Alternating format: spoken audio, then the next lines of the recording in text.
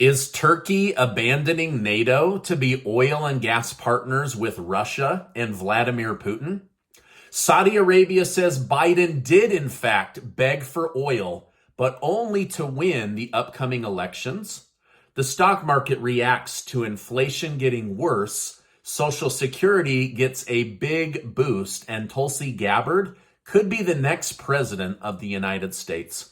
Thank you for liking and sharing these videos with others. Also, thanks to Aura for sponsoring today's video. Lots of important stories to cover today, so stick with me to the very end. CPI data for September was just released this morning, and I think it proves that we are heading for a recession. Despite gas prices being lower, inflation still rose 0.4% in September.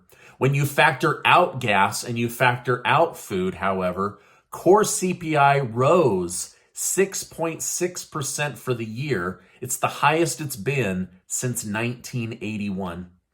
Thankfully, up until now, the drop in energy prices have saved us from hyperinflation, but those gas prices could be going up. Either way, new data shows we are still trending in a hot economy with inflation going up, up, and up. However, energy prices could be going up. Biden's failure to get gas prices down and relying too heavily on OPEC and basically legally blocking our domestic oil supply has made gas prices overly hot here in the United States.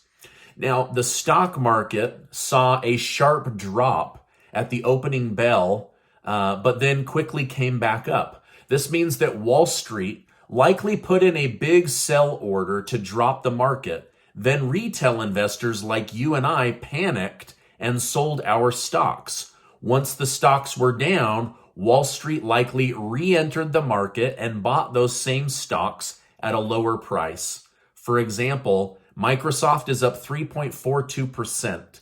Disney rose, Starbucks rose. Basically, almost all of the top 100 daily traded big names on the stock market all took a major drop, and now they're seeing very good gains for the day.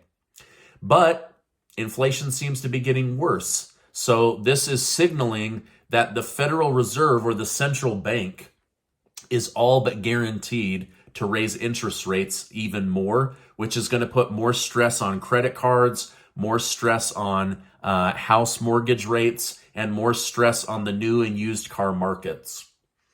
The January 6th hearings have restarted today, and according to Democrat Representative Jamie Raskins, they've got Trump, and everybody needs to tune in. He said, "We have a bunch of new documentary evidence and statements that establish the central role that Donald Trump played in his overwhelming culpability in these events. I don't think any reasonable, open-minded observer could watch what we're going to do tomorrow and what we've done over the course of these hearings, put it all together and not come away with one conclusion, which is that none of this would have happened except for the will of Donald Trump." So according to Representative Raskins, they finally got Trump. They have the smoking gun, and the whole world will see it in the next 48 hours. So I guess let's see what they have to show us, because according to data on the last set of hearings in early summer, only 2% of Americans changed their minds on the January 6th situation. NBC News has just interviewed Democrat nominee John Fetterman, who is going up against Dr. Oz in Pennsylvania. Fetterman previously suffered a stroke, so his interview was his first time publicly speaking to the news. Now, during the interview, Fetterman had to read the interviewer's questions off of a computer screen because he couldn't understand. Also, after the interview, Fetterman received disapproval and approval. They say that he did a great job and he was very authentic, but that they don't believe he has the mental health to carry out the duties of a senator. So, I've been following that one, and it's been very sad to watch his health decline, and his interviews are very hard to track. But I give him a thumbs up for the courage he's shown in continuing to fight. But is he healthy enough to take on a senator's seat for the great state of Pennsylvania? Many are saying it doesn't look like it. Now, I have a lot more big stories to share with you, but first, a quick word from today's video sponsor. I want to thank today's video sponsor, Aura, for showing my YouTube community the importance of protecting ourselves online. According to CNBC, Americans had $56 billion stolen from them because of identity theft in 2020. Aura is an identity theft protection specialist. They are a fraud monitoring service, a password manager, and a VPN for online browsing, all in one app. They've been featured on the Wall Street Journal, Forbes, Business Insider, and Bloomberg News. With everything being digital, it's easier than ever to be tricked by scammers or have your identity stolen. I've even seen a problem with scammers right here in my YouTube comments where they pretend to be me in order to win your trust. Aura even monitors the dark web and will alert you up to 4 times faster if someone has hacked into your banking info or is illegally using your identity.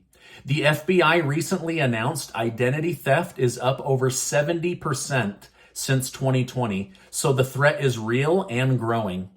Click on their link right now or go to aura.com/Stephen, and I'll make sure to leave a link below. Now, I've partnered with Aura to get you a 14-day free trial to try them out and get familiar with their amazing services. So don't let scammers ruin your life or your finances. And thank you again, Aura, for sponsoring this video. All right, now let's get back to today's news update. Former Democrat Representative Tulsi Gabbard hasn't even been out of the Democrat Party for 48 hours, and new data suggests she is the 3rd most likely person to win president in 2024. As of right now, she says she is considering herself an independent and doesn't know whether she will run again, but the data is showing that if she were to connect with the Republican ticket, she would be number 3 behind Ron DeSantis and Donald Trump, or she could be invited to be the next vice president and then work her way into the presidential seat thereafter. Either way, she is getting a lot of positive feedback from Republicans and independent voters. Well, Pfizer has been caught in another big lie while testifying under oath about their miracle vaccine, which brought them $36 billion in new sales. While testifying before European Parliament, Pfizer executive Janine Small was asked, "Be honest, did Pfizer know whether or not the vaccine stopped transmission of the virus?" Now, let me quickly back up. We were all told by Pfizer, the CEO of Pfizer, the CDC, the FDA, President Biden, Dr. Fauci, and many others that this miracle vaccine stopped the transmission of COVID-19. In fact, it was such a miracle with little side effect that they could force it on you or you could lose your job. They would also use social pressure where you could lose your family. They could also force you to get it, or they would block you from travel, seeing loved ones, force you out of military service, or from getting life-saving organ transplant surgery, etc., etc., etc. You all lived through it just like I did.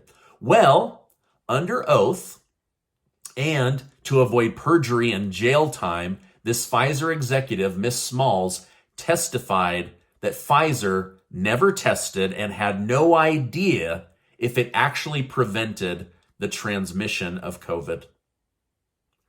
Now, Pfizer and Dr. Fauci and the CDC, they all knew that they knew this, but they took every opportunity to spout just the opposite in order to get orders and to apply pressure and to give the president the ammunition he needed for the vaccine mandates. They also used pressure like, you're going to kill your neighbor and your loved one if you don't get this. But they knew that it didn't do what they said it did. Anyway, if you want the miracle vaccine, I say go ahead and get it. But I just wanted to let you know you've been fed a bunch of lies, and it's now coming out under oath in courts in Europe. All right, well, kind of makes you wonder, what else did they lie to us about during the pandemic? Anyway, moving on. All right, we are now learning even more about President Biden's trip to Saudi Arabia. Saudi Arabia has now disclosed to the news that they had originally planned to increase daily production by 500,000 barrels. So not drop it by 2 million, but actually increase it by 500,000 barrels. However, the prince said, you know what? I don't like Joe Biden, and let's only raise it by 100,000, and let's only do it for a little bit. Now remember, President Biden said it was his life mission to make the Saudi prince a pariah and bring justice on him. Well, the Biden administration then begged the Saudi prince to keep production high, at least until the election. This is according to Saudi Arabia. Now, just until the election, you say? So does the White House not really want us to have lower gas prices? Or do they just want our vote? Something to think about. Also, anyone else get tired of being a pawn in these political games? Like, seriously, do you care about us and the issues you spout from the microphone? Or do you just want our vote? Tell us the truth. Well, Prince Mohammed bin Salman and his dislike for Biden continues. So instead of raising production by 500,000, he's reversed course and convinced OPEC to drop it by 2 million barrels a day. And they're not going to wait till the election. They're going to do it now to stick it to Joe Biden. Now, this is a huge bombshell story, and you can find it on almost all of the biggest media outlets. It's not just Stephen Gardner telling you this here on YouTube. So sadly, gas prices are going to get more expensive, but just know that they tried, at least until the election. All right, now just this morning, the White House announced one last time that they've asked Saudi Arabia to put off lowering production for at least 1 month.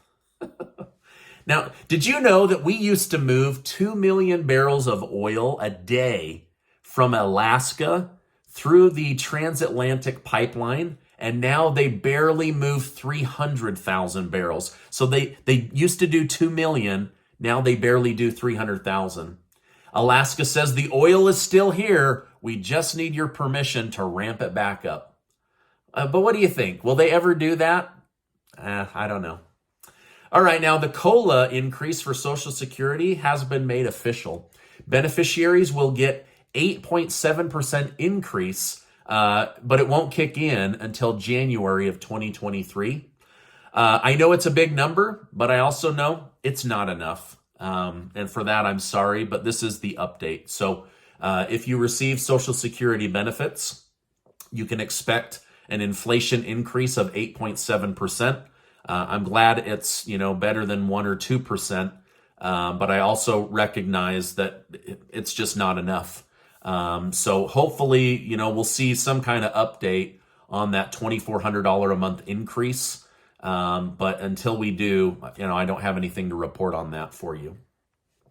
The NATO nation of Turkey may be turning on NATO to enrich itself with the help of Russian President Vladimir Putin. Turkey's President Erdogan and Putin met in a face-to-face meeting in Kazakhstan, where Putin offered to make Turkey the gas hub of Europe.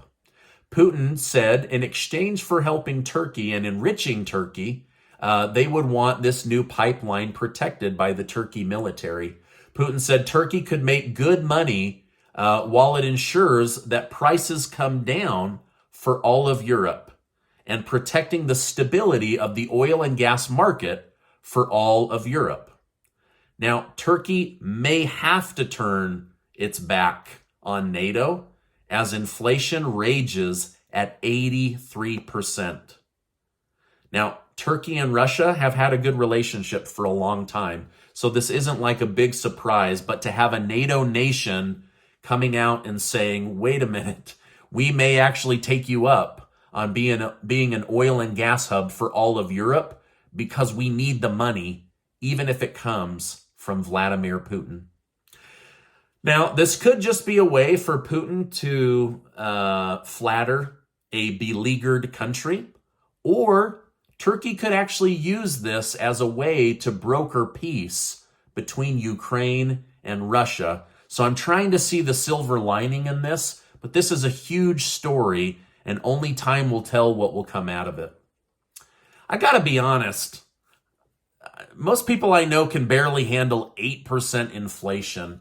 Can you imagine 83% inflation? My brain can't even imagine that number. Russia continues on their fourth day of attacks on the Ukrainian capital of Kyiv. This region houses Ukraine's capital city, which shows that Russia is now going for the heart of Ukraine and not just the perimeters. There are reports of Iranian-produced drones in the area making all of these strikes. Ukrainian President Zelensky argued that Russia has resorted to attacking civilians because they are losing their foothold on the larger war between the two countries. So lots going on. It's very, very sad. I see the pictures and the video every day. It's just very, very heartbreaking. Now, this is my update for today. As I know more, I will definitely come on and share more with you. Make sure to take 20 seconds to follow the link to go register to be one of the winners of the $8,000 in cash and prizes that Casey and I are giving away thanks to generous video sponsors. I'll make sure to leave a link in the video description box. Also, check out Aura. They're an amazing country, and I'm just so grateful for their sponsorship of this video.